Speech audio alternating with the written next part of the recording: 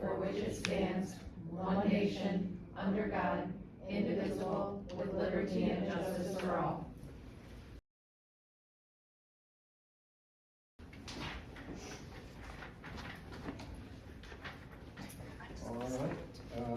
Number 4 is citizens request to address the board. We only have Jeanette reply. Okay, I'm a Fenton resident and taxpayer. I love this community. I especially love the children, and that's why I'm here. I don't have children in the schools right now, but I have a grandchild, and these children are our future leaders, our doctors, our lawyers, our teachers, all of that. So I'm always concerned about what is going on. Excuse me.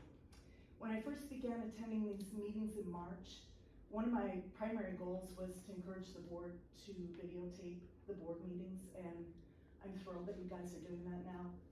It looks like you're getting a lot of views, so thank you so much for doing that. I am a little discouraged to know that the subcommittee meetings aren't being recorded, and I think especially like this one, I believe this is on finance, right? Yes.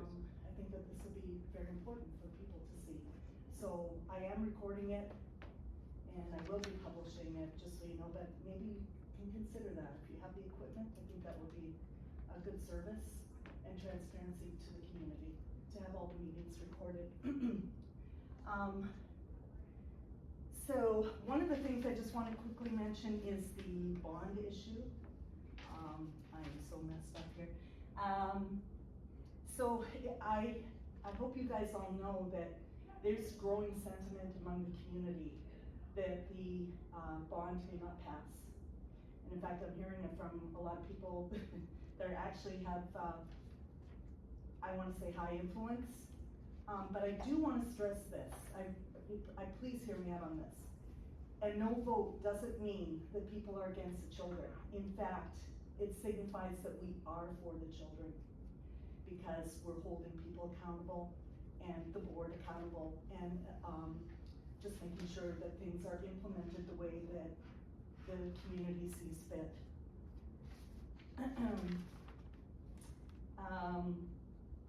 So, for example, one concern that's a huge concern I'm hearing is about the HVAC system and how hot it's been even this year returning back to school.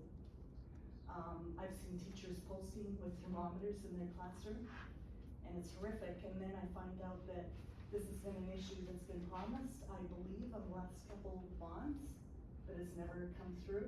I could be wrong on what I'm stating, because again, I'm not familiar, but this is what I'm hearing.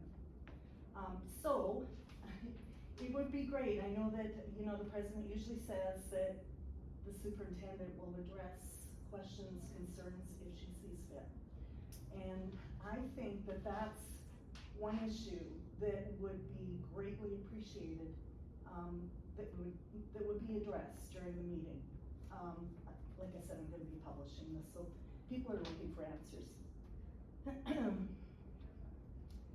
Other pressing concerns, tell me when I'm done, because you know, I could go on forever. There's a lot of concerns out there. But the badge issue, this matter does remain unresolved, and of course, you know, it's connected to several issues. It's another example of how questions have not been answered. Bullying, we have to acknowledge that it's a huge problem in Fenton schools. Otherwise, we would not have seen parents come to the board meetings and tell people that it's ongoing. So again, I wonder what channels they've gone through, and if they haven't gone through the channels, why hasn't that happened and why isn't it working? The security versus beautification, when I'm looking at what the bond's gonna do, I don't see the security there. I don't see it being pointed out where that takes priority, and that's very concerning to me. I do see a lot of beautification projects or aspects to the bond. And I think parents also have to realize the long completion times. You know, what we might be saying no to, or what certain people might be saying no to, isn't going to happen for many years anyway. You get close. Okay, I'm over. Okay, I'll finish up. You can finish it though. Okay, all right. So there are those issues. I've just named a couple, and again, I might be misinformed. voted on them, so that's why I think it's important for the superintendent to address the questions out there. But I will say that this meeting is gonna be broadcast. I don't know all the answers, I don't even know all the questions, but I know that there's a lot out there. And there's a lot of very concerned, people. So, I wanna thank you for your attention to this matter, and I really hope that we can get some answers. Thanks. All right, so we have, 4 discussion items. 5.1 is an enrollment update. Dr. Bush? Thank you, Mr. Pierce. I am forwarding something to Steph real quick. Okay. I asked that she put it up on the screen. Once I can get my computer to lock.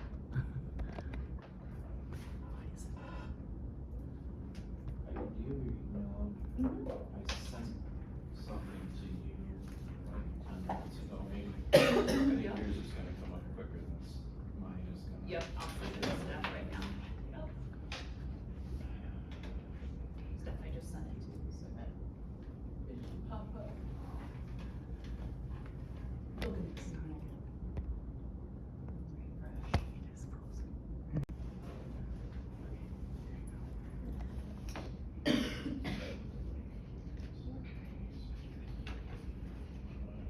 Really throughout the last 6 months, as we concluded the previous school year and opened this school year, we've been keeping the finance committee and the full board updated on our enrollment situation. And at this point, we've been in school for roughly 3 weeks. We've gone through the Labor Day holiday, which is the week following where we're at right now, where enrollment tends to settle out a little bit. So wanted to share with this group that right now when we look at a fall to fall, so fall of 22, when our audit took place for the state of Michigan, pupil accounting, we were at 3,083. Right now we're currently at 3,007 students, so we're down fall to fall 76 students. We anticipated a deduction or reduction of 50 students. That's what was built into our budget. So we're off 26 pupils from what was budgeted. On the positive side, we anticipated this, and so we made some staffing reductions that this group and the full board was aware of last spring. We reduced 2 kindergarten sections. We reduced 2 virtual teachers. So as our enrollment is declining, we are right-sizing our staffing needs. We will obviously move perhaps 1 or 2 students between now and the first Wednesday in first Wednesday in October, which is our count day. But if we were to look at where we're settling in at right now, it's coming in at about 75, 76 students difference from previous fall, and about 26 off of what we budgeted for. Again, we've been proactive as that pandemic funding has been drawn down by reducing staff a corresponding amount. So if you think about being down 26 kids versus what was budgeted for, we did drop 4 sections, and so that's, when you look at, just think about how many students are in a section, we're a little bit ahead there, so to speak.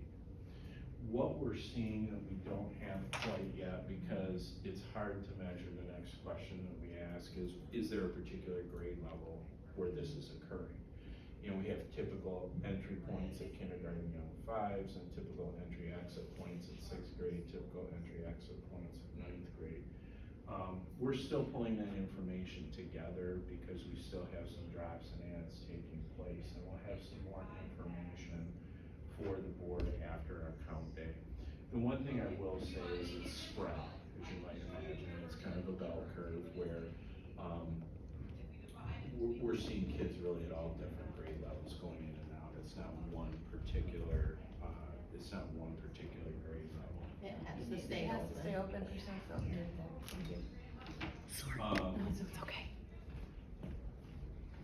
And when we look at, the last thing I'll just mention is when we look at that incoming class, we're we're just over 200 students for this incoming class, combining young fives and kindergarten. And our outgoing class was around 265 students. So again, down about 2 sections, outbound class of 23 and inbound class of, I think they're 36 is the current kindergarten grade class of 36. So we'll continue to monitor it, we'll continue to update it. I know that Mrs. Sosowski attended a meeting of all the superintendents this past week, and we kind of perhaps share a little bit of insight on how we're stacking up. Again, not official yet until October, but where the other districts are in the county as well. Yeah, and this is something that you guys know and I've been preparing you guys for. The birth rates in the last few years have been way down. And it's not just us, it's across the county. I think we tallied up, when we went around the room across the county, I think the county's lost about 1,000 students in just from last year to this year. So, and meaning lost doesn't mean you can't find them. That means that, you know, they've gone. There's no new ones coming in. And it's just, you know, we're gonna get to that dip for the next 3 or 5 years where people were not having babies right before COVID, and then COVID really stopped them from having babies. So I think we're gonna see it. I think we're gonna have to deal with this. I think you will see a leveling out. I don't think we'll be planning for a loss of 50 every year for years to come, but I do think you'll start to see it level out, but I don't think you'll see the influx that we used to have. You know, we used to be budgeting to be flat and then get an increase of 25 kids, and it was like Christmas, right? So I think you're gonna not see those days anymore. There was only 2 districts in the whole entire county that were flat, not even increased, they were flat. So, you know, there's some districts have lost 120, 130. I do. Lake Fenton claims that they're flat, and Atherton was flat. Smaller districts, yeah. Davidson lost upwards like of 80, 90 kids.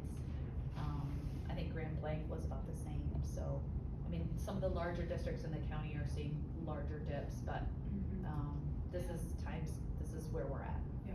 For sure. And I think as long as we plan accordingly and we're proactive, like we were this past year and saw the decrease coming, and then affected staffing accordingly, that will allow us to remain fiscally sound. It will also allow us to ensure that if we have attrition, that's the best way. You know, I don't wanna be laying off teachers, so if we have retirements, we gotta look at that first to see if we can trip that position out and then move people around, which is good and bad.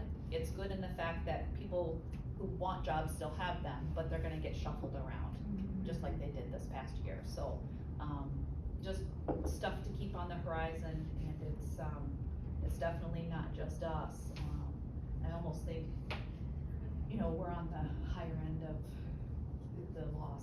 That's what I was gonna ask though, is and I know we track this, it's not on here, but we don't think it's a school choice issue at all, right? Because any that we may lose to school choice, we've gained the same.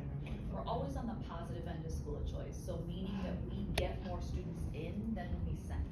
Good. So we're always on the positive end of that. There's a few districts that we lose to that we don't gain back because of geographics, but overall, when you look at it, we can get that information for you Yeah, after count. that'll be Count fresh will be in there perfect. as soon as count day The only reason I ask is because like, you know, we focus on what we can control. If people aren't having babies, we can't control that. Right. Or we want to. Right. Right. But if we were losing a significant number to 100%. school of choice, that's something bigger we have to look at. And definitely something to look at, right? Like Yeah. that is definitely data to look at, especially when you look at programming. Like, you know, when we started looking at the strategic plan and started looking at programming, where we were losing students to, Yeah. that's why we've, you know, kind of looked at some of that strategic programming and planning. That's why some of that stuff is also in the bonds, right? Because you wanna attract students and have the best programming. Thank you. As the superintendent mentioned, we're right-sizing ourselves responsibly. We reduced 4 sections this fall, and that has held, very true for us in very enrollment looks like.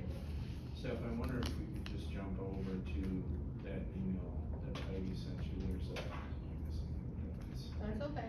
should be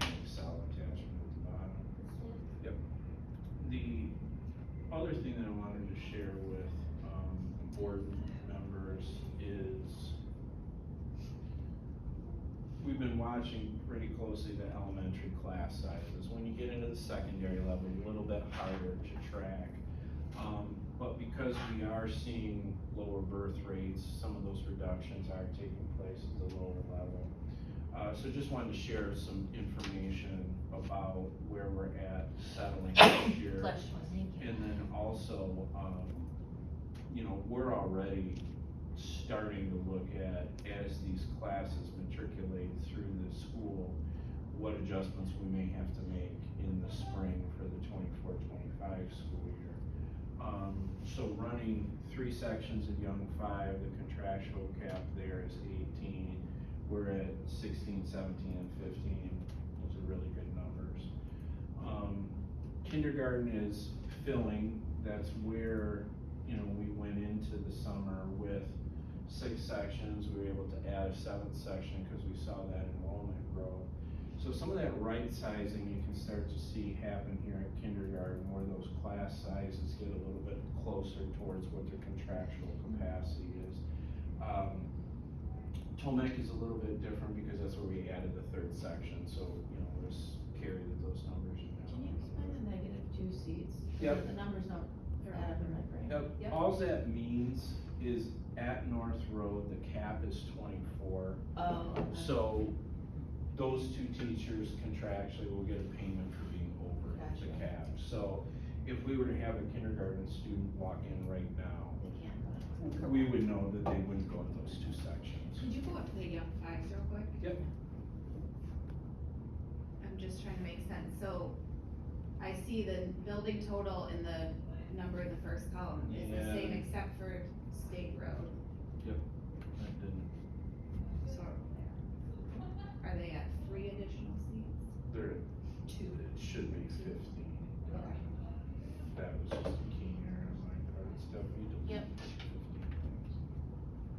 I just didn't know if that Nope. was an error, or, cause I also know a couple weeks into school, sometimes they We shift shift down. kids from kindergarten to Young Fives or vice versa. And Yeah. we purposefully do that. We We Right, keep keep those it. sections a little bit smaller So so you that have the when we opportunity. see some kindergarten kids that maybe need that extra year, we ask them to kind of consider. They have that moving trial them. period. I Try mean, out it's- kindergarten. Yeah. Well, it's a great opportunity It to is. have, It because is. sometimes it takes a couple weeks to know 100%. if you need that extra. And the nice thing about that is, under our current configuration, it's just switching a classroom that's right down the hall. It's not a different building, it's not a different bus, anything like that. As we shared with the finance committee, we were pretty deliberate, about drawing down staffing and right sizing gradually as that pandemic money goes away. So you can see these 1st grade numbers kind of reflect that. You know, those numbers, 17s, 19s, 15s, you know, that's not something that we run next year, but was something that we were able to run this year as we draw down slowly. You know, 2nd grade, the cap there is 27, we're in the low 20s. 3rd grade, you can start to see things filling a little bit. We have a 3rd grade bubble at Tomek that's moved through, with only 2 sections there, that particular class. And 4th grade and 5th grade, kind of follow that same pattern.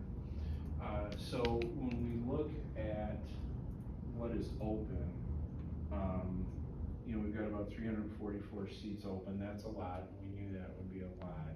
You know, we're at about a 70% capacity, with 30% of our seats open.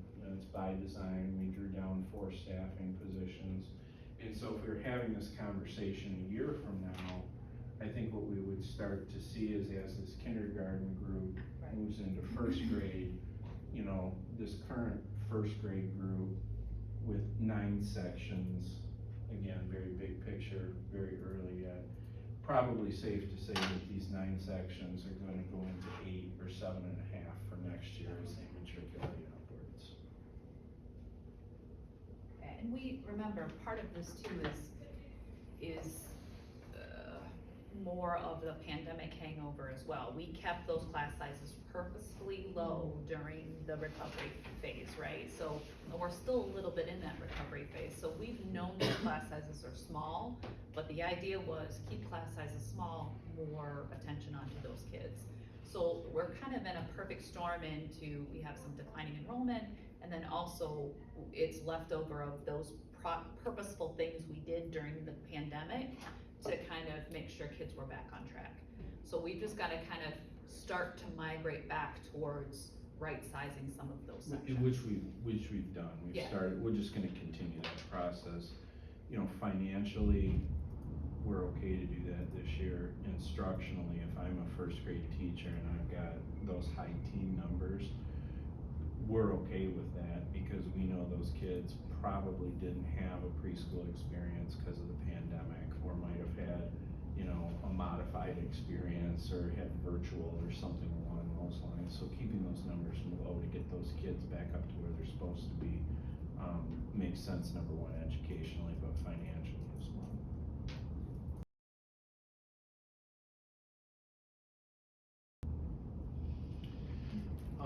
The next item that we wanted to talk about, shifting gears a little bit, is the principal preparation program.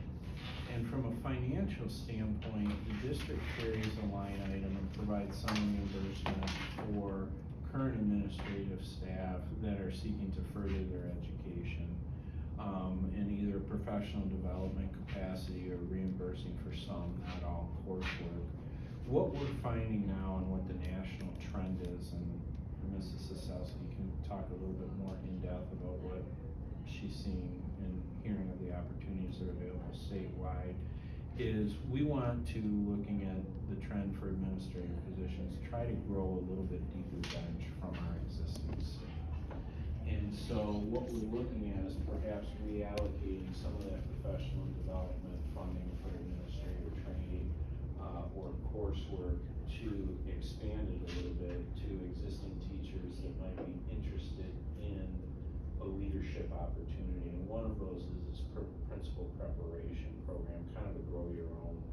So financially, this is not going to be any increase or decrease, but it's taking money that we've allocated that's typically spent on principal professional development, which we would administrative professional development we continue to do, but also expanding that a little bit more to individuals that are kind of self-identifying they may be interested in this, providing them some support from the district,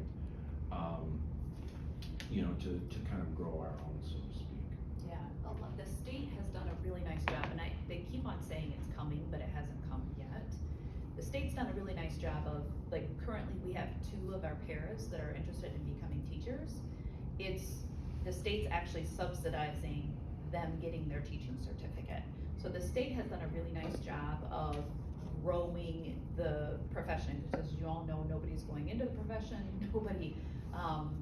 it's just, there's a huge teacher shortage. So that's something that the state has taken on. The state has said, hey, what will be coming next is, because when there's a lack of teacher preparation, there's a lack of then people who can move into administrative roles. They say it's coming, but it hasn't come in the last 2 or 3 years.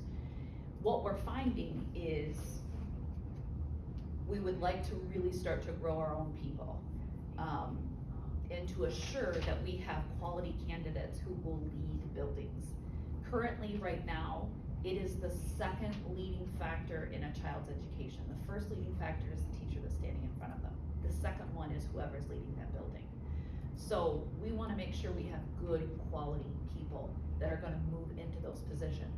We have great people right now who we're encouraging in leadership capacities. For example, I have 5 teachers who we're sending to the Genesee County GFECT. It's a kind of a leadership cohort, people who are kind of interested in taking on more leadership roles. What I would like to do on an annual basis is offer at least 1 scholarship. If people have their master's in teaching or in curriculum and they're interested in being an administrator, let's help them go get certified, so that they can get a certification and help them with that cost. There are alternative paths to certification for administrators, just like there are for teachers, but there's requirements. They have to have a master's degree, And they have to submit, like, they have to complete, I think it's about an 18-month program, maybe even. Yeah, typically, less. somebody who's got a master's degree, it's roughly 5 to 6 educational leadership classes, usually about 3 credits each, plus some kind of on-the-job internship, which we've been able to do, here at the building, here at the district. So, kind of targeting those teachers that perhaps early, mid-career have a master's degree in education or subject matter, but then might be additionally interested in taking some administrative coursework to get that certification added to their teaching degree. And what I'd like to do is I'd like to do something on an annual basis and have an application process. So I'd like to throw it out there, and I'd like to say, is anybody interested in going to get their alternative path? Have them apply. I'd even be happy to run it through either finance or whoever we wanna run it through a board, and we get to choose, as a board, who we want to kind of give that scholarship to on an annual basis. Annually, for one scholarship, you're looking probably about $8,000. So, and that would come out of that line item that we've already carried in there for a long time. We carry that in there, and we only currently have one administrator taking advantage of that, Yeah, we don't use, we carry about 20,000, we don't use the full Correct. amount, haven't used the full amount. Yeah, so, Don't anticipate using the full amount. yeah, so that's kind of my proposal. It just is another way to kind of create, when you look at really good quality districts, they have succession planning for their leadership roles. And I think it's just another piece that we can move to. It's part of our strategic plan. We've said we want to retain, recruit, and, do strategies to kind of hang on to people.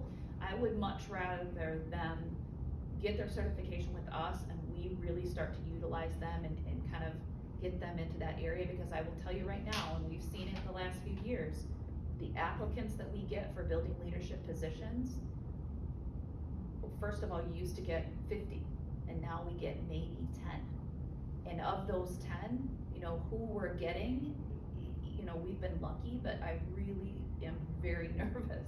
Well, of those 10 too, it's like 6 to 7 that actually legally have the endorsement to do it. Some people are just like, with the electronic system now, just click a box, click a Yeah. box.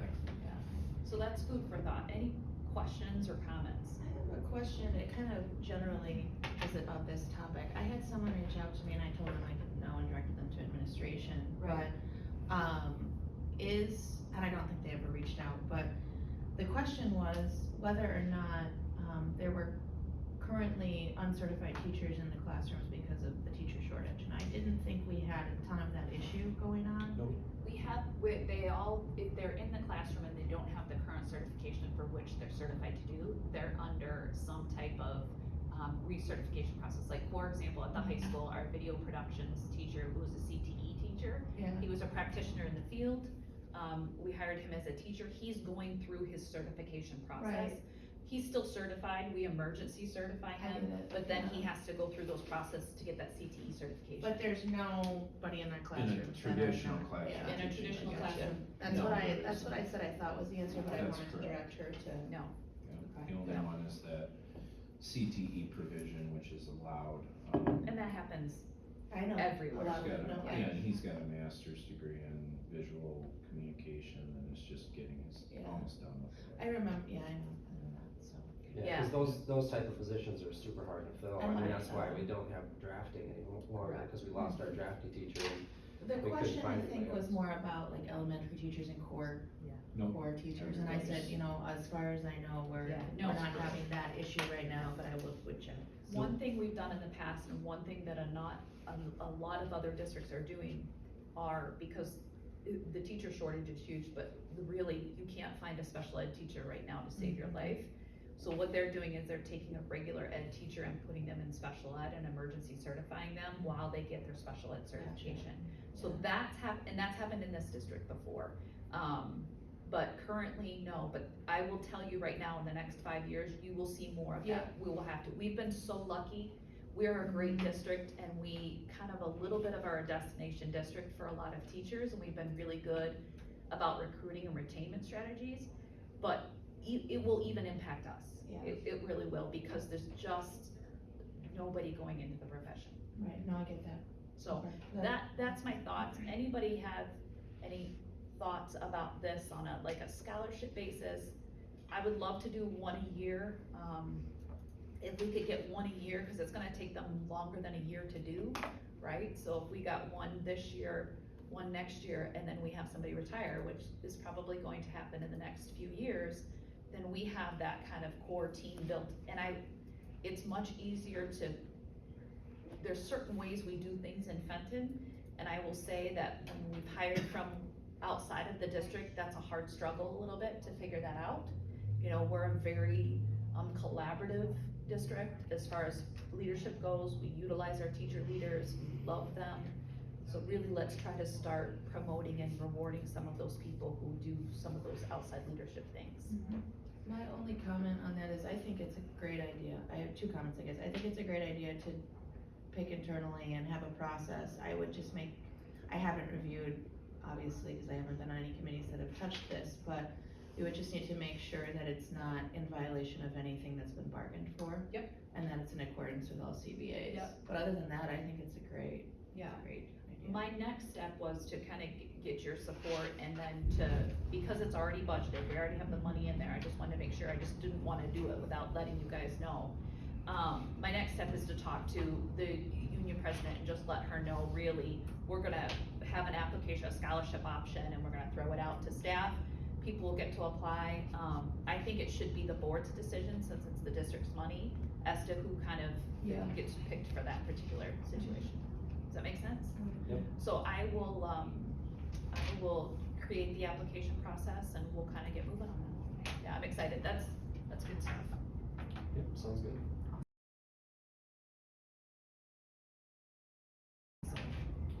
The next item we had on the agenda is just a couple of updates regarding the bond. One of which is just this week, we work with 3 different counties, 5 different municipalities, 4 different municipalities to coordinate the election process. And part of that is sending the draft ballot language to each municipality and to each county's election office. So 3 weeks ago, we got the sign off from Genesee County. 2 weeks ago, we got the sign off from Oakland County, and just this past week, we got the sign off from Livingston County. So all of the ballot language that the board approved in August has been reviewed by our bond council, myself, Heidi, and the election officials at the respective counties and the townships and or cities that they go to. So that is in place for everything moving forward for the election day. Informational campaign's going well. We've got some information out there. We have some FAQs that we're gonna start with some people who've asked some questions, like Mrs. Rapetta asked today. So we have some FAQs that we're gonna update. We also have, I think what's gonna be important is we talked about doing like these 60 seconds. They made a kitschy name, 60 seconds with Siselsky, which I think that's awful, but something with, yeah, exactly. Yeah. Like 60-second sound bites that address things like, what does school funding look like? Like, for example, what's the difference between a sinking fund and a school bond? What's the difference between, you know, how do we fund through taxes? How do we fund through, you know, state allocations? So I think that will be the next kind of 60-second sound bite, or something out there, whether it's podcast format or whether it's out there, so that we're gonna get out to our constituents so they kind of understand the difference. I think the other thing too is just the history of our bonding, because I think sometimes, as Mrs. kind of Rapetta alluded to, you know, they said, hey, we thought air conditioning was coming a long time ago. Well, we put it on the ballot and it failed. So that's kind of, so during that sinking fund time, we asked to increase the sinking fund to cover air conditioning, and it was voted down. So then you can't use air conditioning, you can't use the sinking fund for then air conditioning. So that's the history Sinking fund behind is different than bond. 100%, So yeah. wasn't it approved though after that? The sinking fund was, but not with air conditioning. It So was air- just a renewal, not an increase. So So- in order to get air conditioning, we would have needed an increase, and so that portion of it was voted down. So we went out for a renewal because we didn't wanna lose our sinking fund dollars. Right. Those are very important dollars for the district to replace boilers Yeah. or things like that. Thank you so much for explaining. I do Yeah. understand though there was sort of COVID money too. Maybe So you could my address that. understanding of the sinking fund, like, I just wanna make sure I'm clear on this, because I know I will get asked questions and I wanna be factually accurate, you know. For the sinking fund, is it correct that you have to put exactly what it's for on the ballot? That was actually for the bond, and also for sinking fund. Sinking fund is, you have to allude in the ballot language when you pass a sinking fund, what you're going to use it for, but typically when you think of a sinking fund, that's for repair. So, okay, so, yes, it's for repair and maintenance, you can't add new, so that's why, I'm just trying to make it very clear why we haven't as a district done this before, and this is my very first finance committee meeting, because we had a resignation, but, so sinking fund, I'm trying to answer your question. Yeah, is what I'm thank you, trying to do. appreciate it. Sinking fund is for facilities, maintenance, repair, you can't go in and build new, you can't do the whole 100%. page back. You, for the bond, which is what you're saying failed, that was right when I was moving to Fenton, I wasn't paying attention yet. The Sinking bond fund- didn't fail. Sinking fund. The sinking fund failed. And about Yeah, Increase. Yeah. so it was 2020, Yeah, or- it was or right, I 2019. wanna say it was 2019. 2019. Our 2019. sinking fund, we had renewed for 3 years. Okay. The state allows you to go up to 10 years, so we did it in 16, it was up in 19. At the time, the district put in a ballot proposal out there to increase, cause we weren't in a position to bond without a tax Okay. increase, so we went through the sinking fund. And the idea would have been to increase the sinking fund to the maximum amount allowed by law, which is 3 mils. And then what we would do for 10 years. And then what we would do is fund an HVAC air conditioning upgrade through the sinking fund over that 10 years. Okay. The voters voted that down because of, it was a tax increase. It was an increase. It was a tax increase, right. Okay. And so we did that early enough in the election cycle that after that failed, we were able to get a regular traditional sinking fund renewal at the existing rate, no increase, Okay. for 3 years. In that passed. But it didn't include air No, conditioning? it was a repeat of the previous 3-year levy that we Okay, had. okay, perfect. So that takes us up to that was 19, that takes us up to the fall of 22, which was last fall, which is when we renewed it. We asked the voters to renew it with no changes at all, no increase, but we just went out for 10 years instead of 3 years. So my understanding is, because the voters didn't want a tax increase, what we've done now is we've found a way to get the same result without a tax increase. Correct. Correct. So in my mind, a vote no for this is a vote against air conditioning. Well, there's several other things in there too. And other stuff. There's other things in there, but this is a way that we can get at getting some of those improvements that we need, without increasing taxes, yes. The other thing that I would say is that you always wanna take a look at, your sinking fund is something that you rely on for those boilers. You rely on them for, the things, because really a sinking fund only levies about $850,000 a year. Yeah, we net out about 850,000, and the way that sinking fund language is written is it's for facility, in infrastructure, maintenance, upgrades, those types of things. You can do some new construction out of it. So when that goes in front of the voters, because it's an ongoing, more of a maintaining sort of thing, we don't say in that sinking fund ballot that it's for a new boiler at Fenton High School. It's just, the law allows just that ongoing general maintenance. Right, so, Whereas the bond, you do have to be a little bit Right. more specific. so that's something you cleared up for me, but my understanding then budgetarily is because we didn't increase the sinking fund, we didn't have enough money to do air conditioning, because if we're only netting $850,000 a year in the sinking fund, and the HVAC across the schools, because we want all our schools to have HVAC, not just some, is multi-millions. Yeah, 100%. Yeah. Yeah, you are. So Yes. that's Yep. kind of the why. I hope that laid it out a little bit better. Now I understand it better, because I didn't fully understand it. The other component that is involved, the other component that's involved that wasn't there in 2019 when we looked at this is what we learned from the pandemic. So not only would air conditioning be put into every building, but it's more, it's high efficiency, but it's more HEPA filtering, it's more health, safety, virus removal type of stuff that wasn't even there 3 or 4 years ago. It's just ventilation, right? Well, Or air and quality, it's- air doesn't. It's Yes, also ventilation. temperature control on the heating side too, because how many of us have been in buildings and it's like those spring days where you can't kick off the heat, the archaic heat yet, but it's getting warm outside, and then, Yeah, you know, two so temperatures. it's temperature control, health, I mean, that is a health and safety with the filtration piece of it, and then what we've been hearing from teachers and even experiencing ourselves, you can walk in the building on a 50 or 60-degree day and it still feels warm. I mean, when I you have all have, those yeah, I bodies. have a kid in one of the elementary schools, and they're so old, and the temperature, like, we're sending emergency popsicles in because there's no air conditioning. It was 90 the other day, so,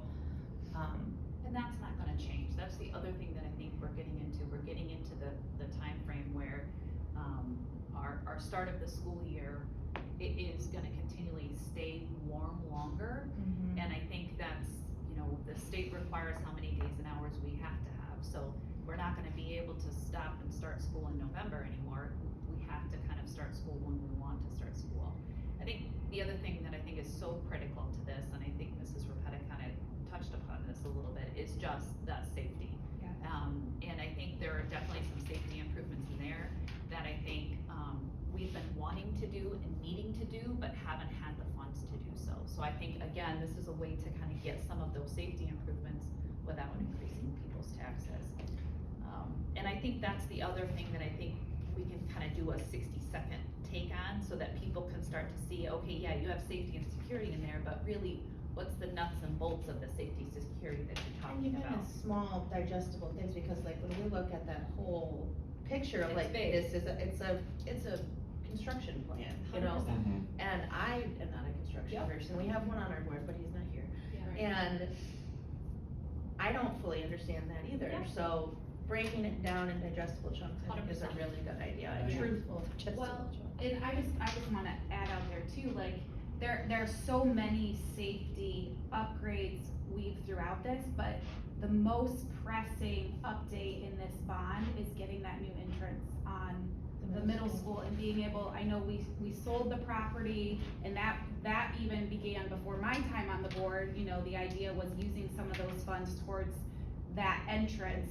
Though, as we all know, with inflation and cost and construction costs, those costs have gone sky high, and so we would be able to utilize bond dollars to get that new entrance in conjunction with the funds from that property to put, because currently, I mean, you know, you've been in the middle school too, and I know we have elementary kids, so we're not as familiar with that building as elementaries yet, but when you walk in, that is the only building where you aren't buzzed right into an office. So we have offset that with someone securely monitoring the door, and the secretaries do a fantastic job there.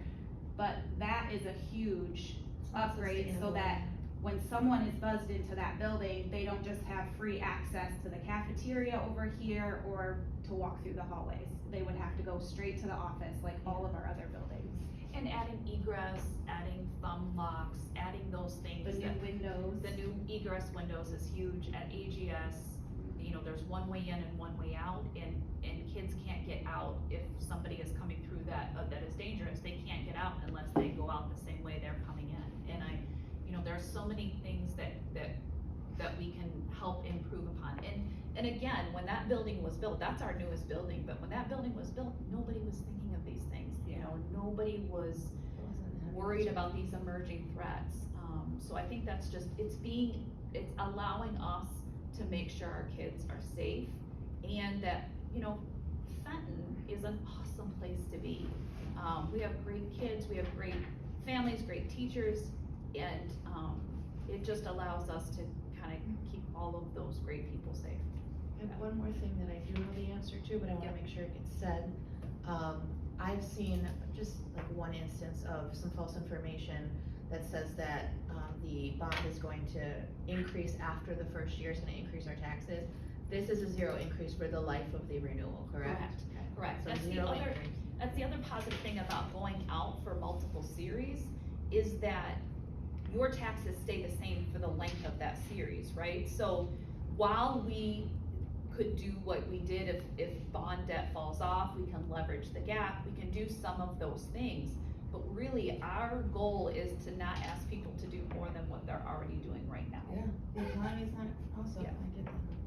I just wanna thank you so much for answering the questions. I will tell you, a response is gonna be, where's the COVID money, what was done with it, and that's very important, and why wasn't it applied, so. And that's something that we can make sure that we allude to, but that's all on our transparency page. Okay. Every single audit that's been done for years is there, that includes that COVID money. That COVID money too, I mean, we're talking just to let you know, air conditioning's probably gonna be upwards of $35 to $40 million to put air conditioning. Is all of our all the schools? for I all know of it's our- not cheap. Yeah.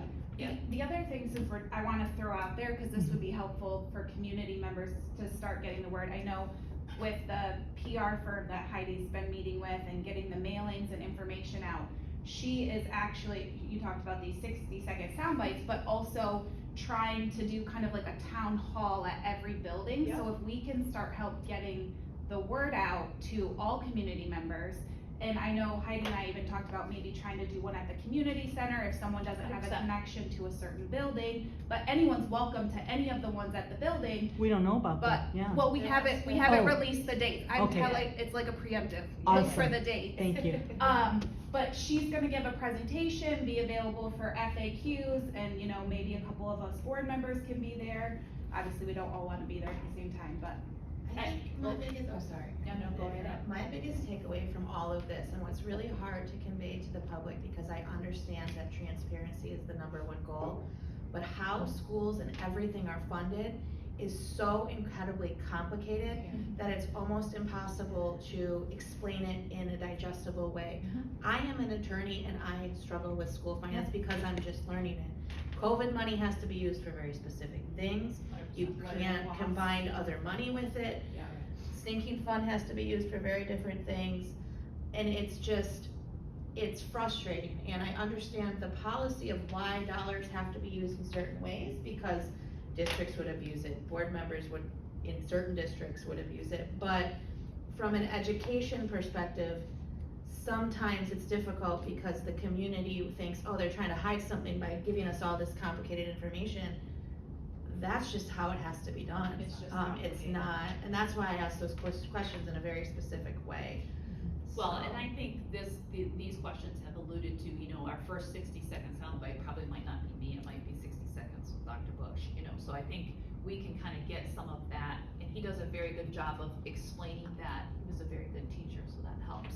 He can kind of teach people to show exactly, you know, how schools are funded, what the history of our bonding in our district has been, why we've, gone out for the bond, and how is that relative to previous requests and funding cycles from Really before. just, it's an education on school funding Yeah. in general, Yeah. because it's difficult, it's a difficult task.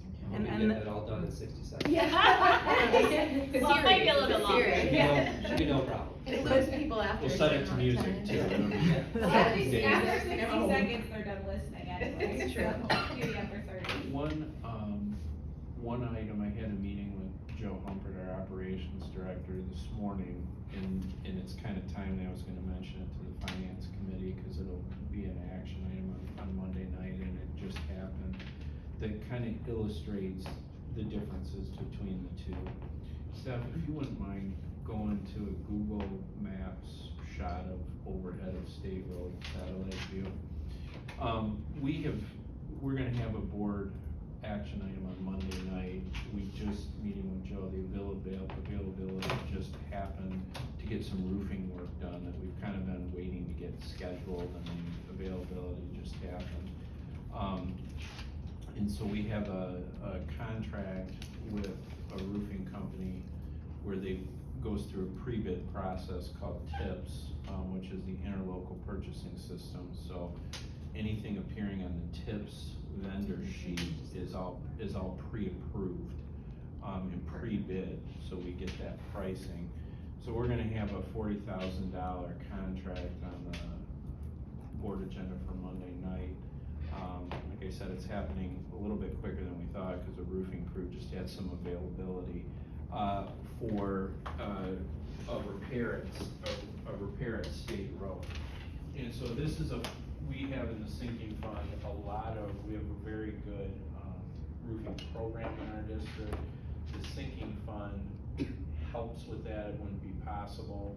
Roofing is incredibly expensive, but this is a good example of a smaller $40,000 project that would come out of the sinking fund versus a whole new roof, which would come out of something like a bond. So we're gonna ask for board approval, and it's with roofing because it is so expensive and we work to maintain it. The nice thing is when we purchase roofing through the sinking fund or bond, we also can purchase the warranty as a part of that. We're gonna re-roof, as strange as it sounds, this little section right here where we've had some leaking and we've had some tearing. All of our buildings have flat roofs. Flat roofs are inherently more expensive to maintain. You see them a lot more on commercial and school buildings. But this is a good example of if State Road needed an entirely new roof, you'd probably see something like that in a bond project.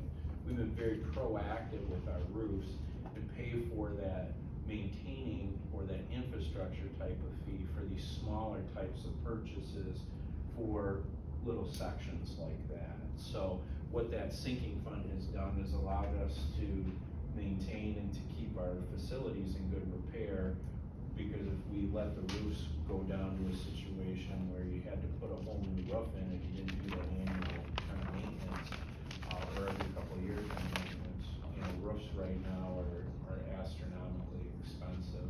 So good example and kind of a jumping off point is this is how we use the sinking fund for kind of these smaller maintained type of projects.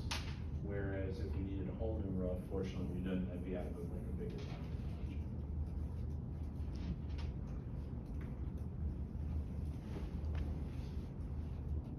Okay.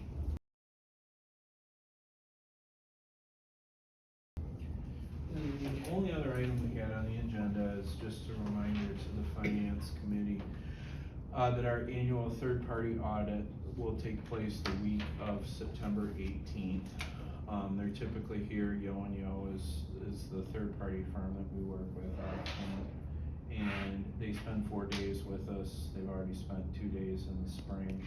And just to give the idea of a timeline for the board, at that October Finance Committee, we'll have some, what I call kind of rough final numbers of those audit results. And then, as a reminder to the board, in November, prior to the November board meeting, we'll have a separate meeting with the auditors where they'll review all the audit results. And then at the November board meeting, we'll ask the board to take action to approve the fiscal 22-23 audit. So, and that will put those books to bed. So just an update on that timeline there. The week of the 18th will be busy around here, that's for sure, but that's part of things. That's all we have. Number 6, do we have any board reports, requests, or announcements? When's our next Oh, yeah. meeting? October 2nd, right? What's the next meeting time? I don't think I have. I know we pushed this one to 9 because of policy, so do we wanna do 8:30? What time, sorry, which day are we looking at? Is it, oh, the 29th, It would sorry, fall it'll on be the Friday the 29th. Of September? Yeah. Ahead of the October 2nd general board meeting. Yeah, whatever time it works for you is fine with me. So if you want 8:30 or 8, whatever, it doesn't matter. If we could do 8:15, 8:30, it helps me drop my kids off first and then come over. That's fine. We could do Like, if anything, after 8:15, so I after can drop my 8:15, kids off so first. 8:30. 8:30 is fine. 8:30. Cool, thank you. So let me show you this. September 29th, 8:30. I'll Yeah, put that here on at the the board calendar. office. I have to add it to like the calendar. Okay. The one my husband